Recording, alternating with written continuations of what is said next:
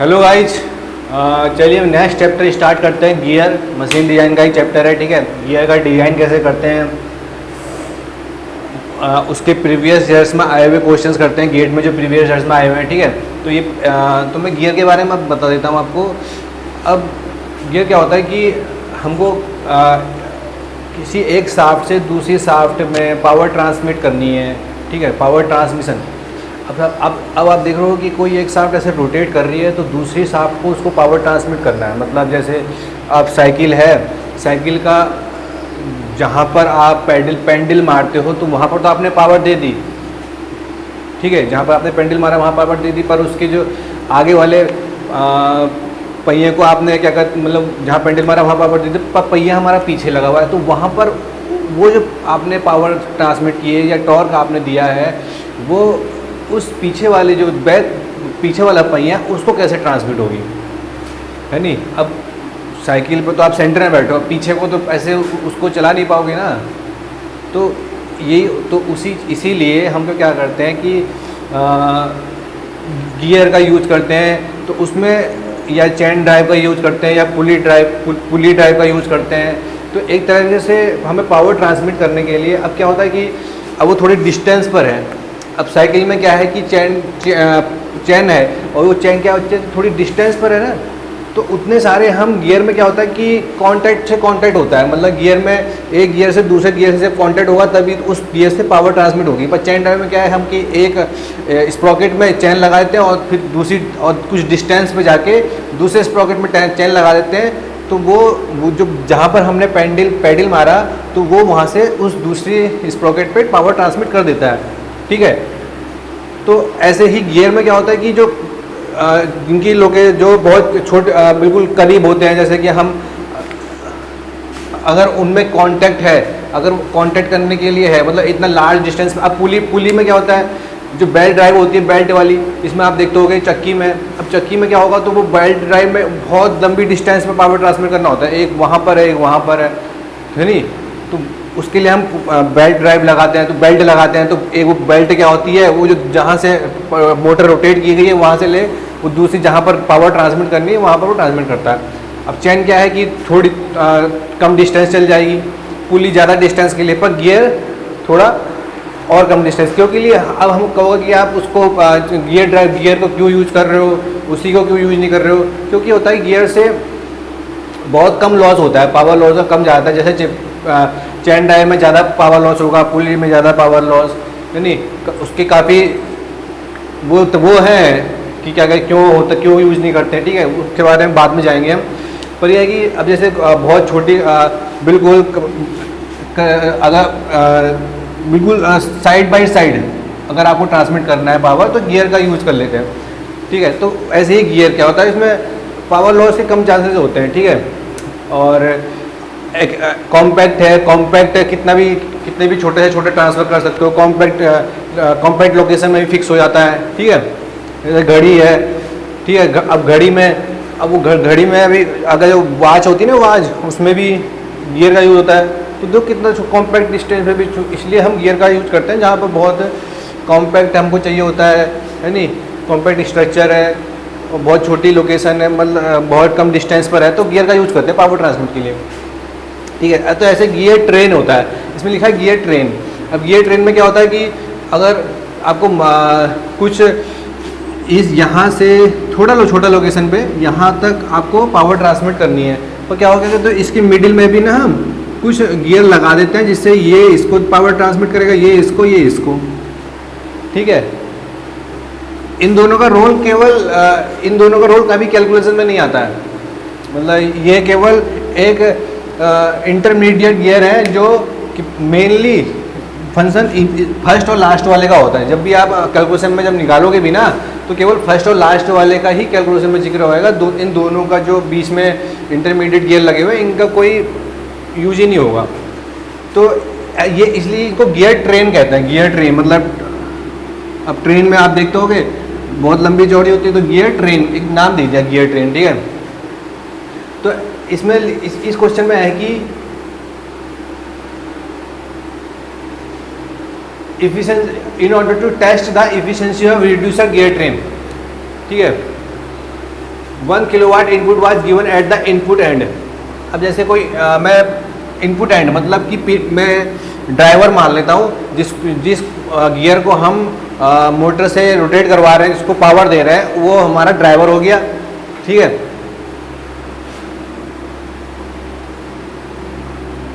तो उसको हमने पावर दी है, जिस जो इनपुट में है उसको हमने पावर दी है 1 किलोवाट, हमने उसको पावर दे दी। ठीक है, इफिशिएंसी टेस्ट कर रहे हैं हम। ठीक है, at the input at a speed of 1440 RPM, मतलब कि स्पीड उसकी 1440 आरपीएम पर हमने उसको पावर दी है। वो 1440 आरपीएम पे रोटेट कर रहा है। ठीक है, और 1 किलोवाट का पावर दिया है उस पर।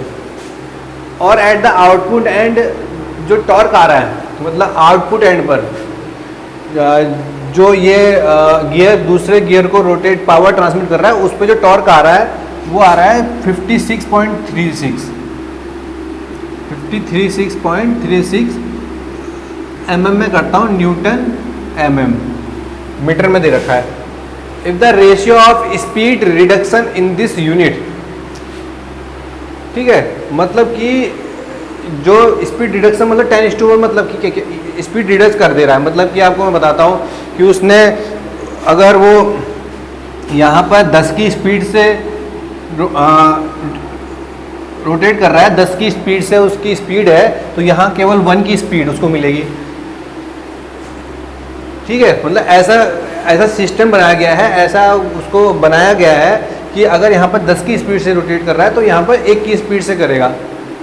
ठीक है, क्योंकि गियर में यही होता है ना कि आप जैसे मैं आपको दिखाता हूँ, पावर तो कंजर्व है, पावर उसको ट्रांसमिट करनी है, पावर का कहीं लॉस नहीं हो रहा है। हमको जो पावर यहाँ पर मिलनी है ना, वही पावर हमको यहाँ मिलेगी, पावर सेम रहेगी। अब पावर क्या होता है, 2π/NT/60 स्पीड और NT टॉर्क। पावर कंजर्व है, जितना पावर यहाँ होगा उतना पावर उसको ही मिलेगा, पावर का कोई वो नहीं है। और क्या करते हैं हम, स्पीड घटा देंगे तो टॉर्क बढ़ेगा, और स्पीड बढ़ा देंगे तो टॉर्क घटेगा। तो क्या करा, यहाँ पर हमने स्पीड घटा दी, यहाँ पर स्पीड घट गई तो टॉर्क बढ़ा हुआ आएगा।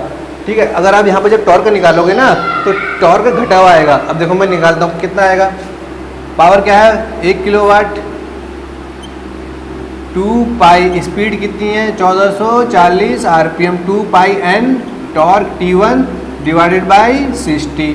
अब इसको सॉल्व करो, कितना आएगा टॉर्क यहाँ पर देखो, ये न्यूटन मीटर में आएगा, फिर उसको हम न्यूटन mm में कर देंगे। कितना आएगा देखो,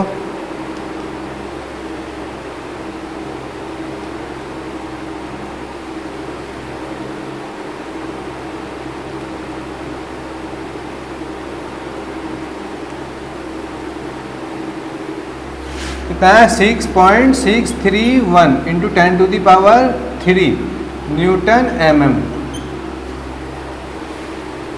इतना आया नहीं आया, देखो यहाँ पर स्पीड ज़्यादा है टॉर्क कम है, और यहाँ पर टॉर्क ज़्यादा है स्पीड कम होगी, पावर कंजर्व है। समझ गए, पावर कंजर्व। अब टॉर्क, अब आप कह रहे होंगे कि भाई टॉर्क यहाँ पर ज़्यादा दे दिया, यहाँ पर हमने क्या कहते हैं टॉर्क कम है। अब देखो यहाँ पर स्पीड कितनी होगी, अब आप कहोगे कि यहाँ पर स्पीड कितनी आएगी। अब उसने पूछा है कि अब देखो रेशियो ऑफ स्पीड रिडक्शन 10:1, यहाँ पर अगर 10:1 का रिडक्शन है रेशियो में, समझ गए, तो मतलब कि यहाँ पर जो N2 होगा, जैसे यहाँ पर 1440 है तो यहाँ पर कितना हो जाएगा 144 आरपीएम। स्पीड कम है टॉर्क ज़्यादा है, स्पीड ज़्यादा है टॉर्क कम है, पावर कंजर्व है, पावर कंजर्व रहेगी। अगर आप किसी को दूसरे को भी ट्रांसफर कर रहे हैं तो पावर इसमें कंजर्व करते हैं गियर में। तो पूछा इफिशिएंसी बताओ, अब यहाँ पर इफिशिएंसी बतानी है हमको।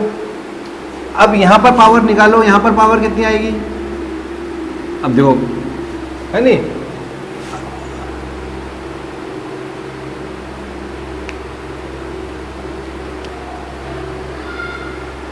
अब यहाँ पर पावर निकालो, यहाँ पावर कितनी आएगी 2πNT/60। अब आप कह रहे हो यार पावर तो कंजर्व है, ऐसे कैसे हो जाएगा, है नहीं। तो पावर तो कंजर्व है, पर क्या होता है कि कुछ लॉस भी तो होता है, पावर लॉस होता है नहीं होता थोड़ा। अब इफिशिएंसी तो 100% नहीं होगी ना कि यहाँ पर जितनी होगी उतना वो 100% यहाँ पर ट्रांसफ़र कर देगा, है नहीं। तो यहाँ पर कुछ पावर लॉस हो रहा है, तो इसलिए इफिशिएंसी पूछी है उसने, वरना तो पावर कंजर्व रहती है। अभी जैसे यहाँ पर T1 आया है, यहाँ पर कुछ ना कुछ तो फर्क तो पड़ ही रहा है, जैसे कि स्पीड और टॉर्क में इतना पूरा ट्रांसफर नहीं हो रहा है, पर कुछ तो हो रहा है। तो यहाँ पर कितना आया, पावर कितनी आई, 144 56.36 इंटू 10⁻³ डिवाइडेड बाई 60। तो यहाँ पर कितनी पावर आई,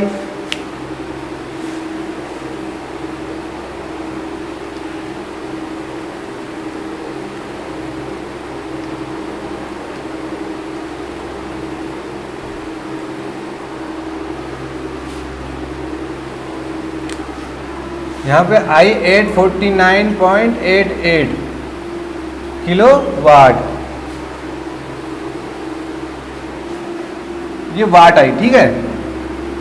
ये न्यूटन मीटर में है, न्यूटन में करेंगे क्योंकि सब यहाँ पर हमने मीटर में लेंगे। तो पावर 849 पॉइंट इतनी आई और यहाँ पर 1000 वाट है। तो इफिशिएंसी कितनी आई, आउटपुट पावर आउटपुट और पावर इनपुट। आउटपुट कितना है 849.88 और इनपुट कितना है 1000। तो कितना है इफिशिएंसी और इनटू 100, इफिशिएंसी 84.9%। समझे।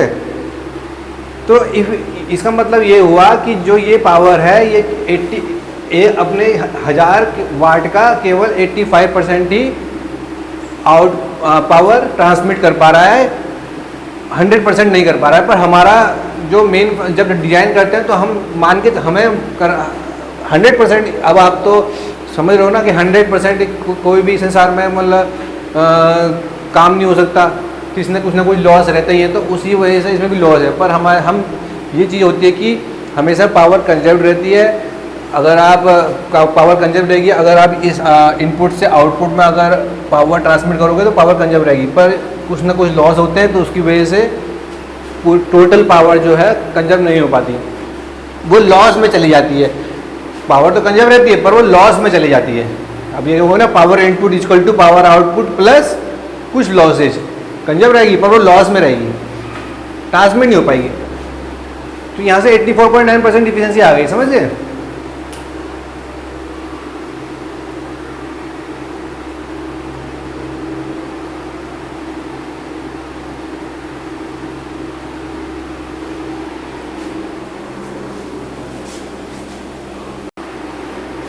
चलिए नेक्स्ट क्वेश्चन स्टार्ट करते हैं, ठीक है।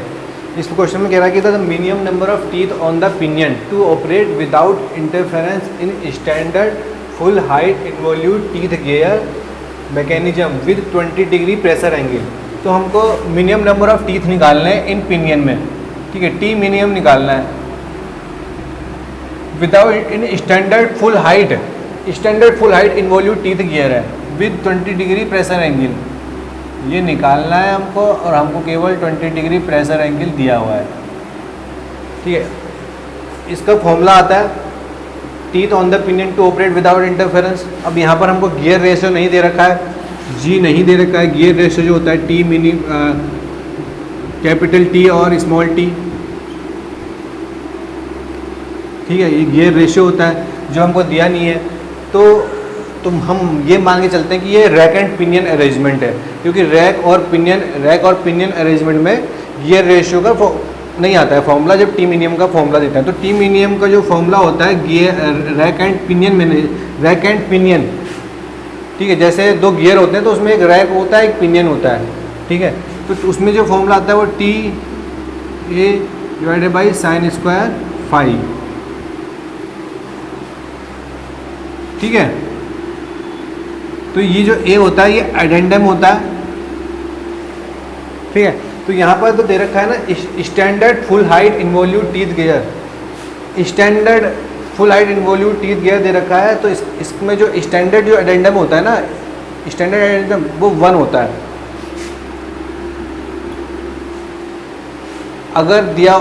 अगर तो इसमें अगर ये, क्योंकि इसमें 520 डिग्री रहेगा। अब आप फुल डेप्थ इन्वॉल्यूट में जो 5 होता है वो 14.5 डिग्री भी होता है, ठीक है, और 20 डिग्री भी होता है।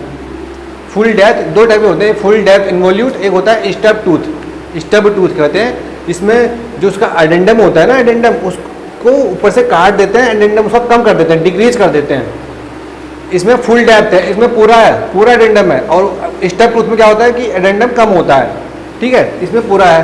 तो जो फुल डेप्थ इन्वॉल्यूट उसमें होता है ना, फुल डेप्थ इन्वॉल्यूट में वो जो फुल डेप्थ इन्वॉल्यूट गियर होता है उसका जो एडेंडम होता है वो 1 होता है, स्टैंडर्ड एडेंडम होता है, ठीक है। और जो स्टब टूथ का एडेंडम होता है, क्योंकि उसका कम एडेंडम हो गया तो वो कभी 0.8 या 0.9 एडेंडम होता है, ठीक है। इसमें फुल डेप्थ है तो 1 इसमें एडेंडम होगा।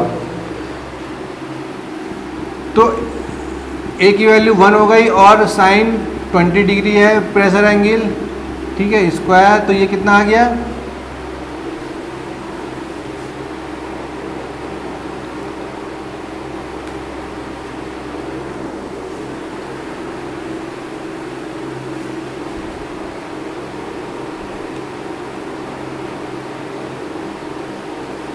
ये आ गया 17.09 टी मिनिमम, ठीक है। पर 17.09 की वजह ना लेके हम लेंगे इसमें टी मिनिमम 18 टी, क्योंकि बोल अब 17.09 तो लेंगे नहीं और 17 लेंगे नहीं, तो 17 से ज़्यादा ही लेंगे, 17.09 से ज़्यादा ही लेंगे, तो 18 टीथ इसमें रिक्वायर है, समझ गए। मैंने full height involute teeth gear, दो टाइप के गियर होते हैं, एक इन्वॉल्यूट, एक होता है साइक्लोइडल, ठीक है। ज़्यादातर केसेस में हम इन्वॉल्यूट गियर यूज करते हैं, साइक्लोइडल गियर बहुत कम यूज़ किया जाता है, क्योंकि साइक्लोइडल गियर में जो प्रेशर एंगल होता है वो चेंज होता है, ठीक है। उसमें प्रेशर एंगल, इसमें ज़्यादातर प्रेशर एंगल कांस्टेंट रहता है इन्वॉल्यूट गियर में, 20 डिग्री है तो 20 डिग्री ही रहेगा, चाहे मतलब उसमें वाइब्रेशन हो, कुछ भी हो, ये इसकी खासियत है। अगर वाइब्रेशन भी होता है ना इसमें, तो उसमें प्रेशर 5 कांस्टेंट रहेगा, समझ गए। तो और पर साइक्लोइडल में क्या होता है कि साइक्लोइडल गियर में क्या होता है, उसमें प्रेशर एंगल जो है ना वो चेंज होता रहता है ग्रेजुअली, समझ गए। एंड स्टार्टिंग पॉइंट से लेके एंड पॉइंट तक, स्टार्टिंग पॉइंट पे प्रेशर एंगल मैक्सिमम होगा, फिर जहाँ पर पिच पॉइंट है, पी है, वहाँ पर 0 होगा, और फिर एंड में जाके जब एंडिंग स्टेज पर आएगा तो वहाँ पर प्रेशर एंगल मैक्सिमम होगा, तो वहाँ चेंज होता है। तो वो बहुत डिफिकल्ट सिचुएशन आती है, तो हम ज़्यादातर इन्वॉल्यूट गियर ही यूज करते हैं, जहाँ प्रेशर एंगल कांस्टेंट होता है। हर सारे सवाल इन्वॉल्यूट गियर के होंगे, प्रेशर एंगल कांस्टेंट ही मिलेगा। इन्वॉल्यूट गियर की बात हो गई। इस फुल हाइट में बता दिया कि ये स्टैंडर्ड फुल डेप्थ इन्वॉल्यूट है, जिसमें हम एडेंडम जो होता है वो 1 होता है, मतलब कि आप पिच सर्किल है उसके ऊपर जितनी भी हाइट है वो एडेंडम होती है, फिर एक एडेंडम सर्किल होता है, तो वो जो एडेंडम है वो इसमें फुल डेप्थ है, इसमें कोई घटा हुआ नहीं है। एक होता है स्टब टूथ, स्टब गियर होता है। स्टब गियर में क्या होता है, उसका एडेंडम हम कम कर देते हैं। वो कम इसलिए करते हैं कि इंटरफेरेंस एक बड़ी प्रॉब्लम है गियर में, ठीक है। सबसे ज़्यादा जो प्रॉब्लम वो गियर में हम देखते हैं, मैसिंग टीथ में जब गियर रोटेट करता है, हम या गियर में देखते हैं, तो इंटरफेरेंस एक मेन प्रॉब्लम सबसे ज़्यादा है, जो इंटरफेरेंस की प्रॉब्लम है। तो इंटरफेरेंस की प्रॉब्लम को कम करने के लिए हम उसके एडेंडम के हाइट को कम कर देते हैं, तो वो स्टब गियर हो गया। तो इसमें पर स्टब गियर नहीं दे रखा है, इसमें फुल डेप्थ इन्वॉल्यूट दे रखा है, ठीक है। उसकी बात हो गई। इंटरफेरेंस की मैं बताता हूँ।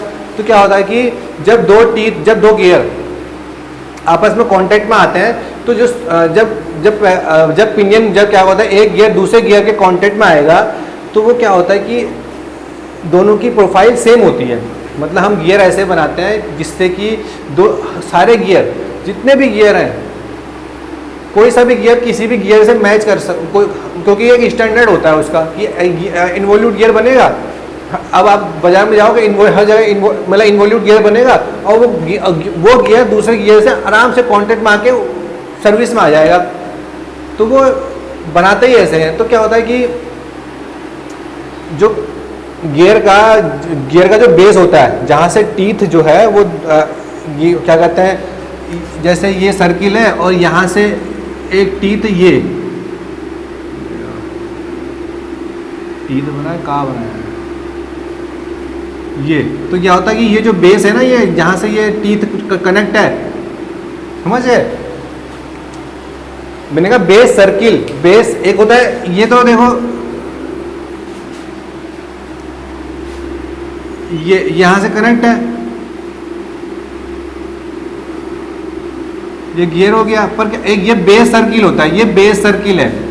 बेस सर्किल के नीचे, बेस सर्किल के ऊपर जितना भी टीथ का पार्ट है वो इन्वॉल्यूट पार्ट होता है, क्योंकि जो इन्वॉल्यूट गियर बनना स्टार्ट होता है ना, इन्वॉल्यूट का जो प्रोफाइल बनना स्टार्ट होता है वो बेस सर्किल से स्टार्ट होता है, और बेस सर्किल के नीचे जितना भी पार्ट होता है वो नॉन इन्वॉल्यूट पार्ट होता है, समझ गए।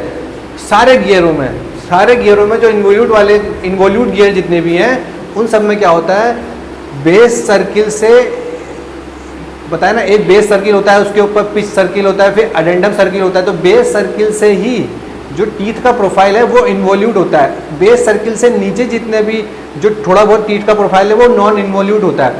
तो इन्वॉल्यूट प्रोफाइल से जब इन्वॉल्यूट प्रोफाइल मैच करता है तो वो हमको तब वो लॉ ऑफ गियरिंग सेटिस्फाई करता है। लॉ ऑफ गियरिंग मतलब कि पावर कंजर्व रहेगी, कोई दिक्कत नहीं आएगी गियर चलाने में, समझ गए। तो वो ही सबसे सही कंडीशन होती है जब इन्वॉल्यूट प्रोफाइल से इन्वॉल्यूट प्रोफाइल कांटेक्ट करता है। पर क्या होता है कि जब अगर बाय द चांस कि इन्वॉल्यूट प्रोफाइल से नॉन इन्वॉल्यूट प्रोफाइल कांटेक्ट करे, मतलब बेस सर्किल से नीचे वाला जो पोर्शन है उससे अगर इन्वॉल्यूट कोई दूसरा इन्वॉल्यूट प्रोफाइल इससे कांटेक्ट कर गया, तो वो कंडीशन होती है इंटरफेरेंस की कंडीशन। तो वहाँ पर क्या होता है, गियर का टूटना, बेकार होना, उसका डिस्टॉर्शन होना, समझे, और फेल होना, वो वहाँ से स्टार्ट हो जाता है। मतलब अगर नॉन इन्वॉल्यूट पोर्शन से इन्वॉल्यूट पोर्शन मैच करता है या कांटेक्ट में आता है तो वहाँ से गियर फेलियर हो गया, उसकी कहानी ख़त्म, समझ गए। तो उसके लिए इंटरफेरेंस को रोकने के लिए हम कई सारे तरीके अपनाते हैं कि इंटरफेरेंस ना हो। तो उसमें है, उसमें एक टीथ है कि नंबर ऑफ टीथ अगर हम बढ़ा दें, नंबर ऑफ टीथ कितने रखें कि जिससे इंटरफेरेंस ना हो। एक कंडीशन ये है कि नंबर ऑफ टीथ हम कितने रखें, समझ गए। तो उसी के लिए हमने मिनिमम नंबर ऑफ टीथ कितने रखें कि इंटरफेरेंस ना हो, कि इन्वॉल्यूट प्रोफाइल से किसी गियर की इन्वॉल्यूट प्रोफाइल जो है वो दूसरे गियर के नॉन इन्वॉल्यूट प्रोफाइल से कांटेक्ट में ना आए, जिससे इंटरफेरेंस ना हो, समझ गए। तो इन्वॉल्यूट प्रोफाइल से इन्वॉल्यूट प्रोफाइल अगर आप कांटेक्ट में है तो गियर बहुत शानदार है, बढ़िया चलेगा, कोई दिक्कत नहीं है, मस्त चलेगा, बढ़िया पावर ट्रांसमिट करेगा, जो उसका फंक्शन है वो करेगा, समझ गए।